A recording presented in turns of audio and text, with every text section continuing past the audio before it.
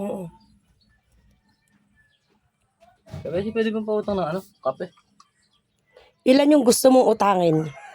Hindi, bibili pala ako na isang coffee ko na lang pala para... Isang coffee ko, pabesi. Buti alam mo. Isang coffee to. Saka isang, Bear Brand. Sa makalawa na bayad. Ano gusto mo? Putukan kita ngayon? Naribayad ko ako. Wise ka. Ang pasensya ko, kakaunti na lang, lalo na sa mga nagpapautang. Lalo na sa mga katulad mong mangungutang. Pero ano kabesi mo bayad Tukuloy ko Marunong ka magbayad. Isang taon naman bago mo bayaran. Tukuloy ko 80. Handali lang. 80 ba? 50 pera ko, 80 tukuloy. Halika, puputukan kita. Puputukan kita.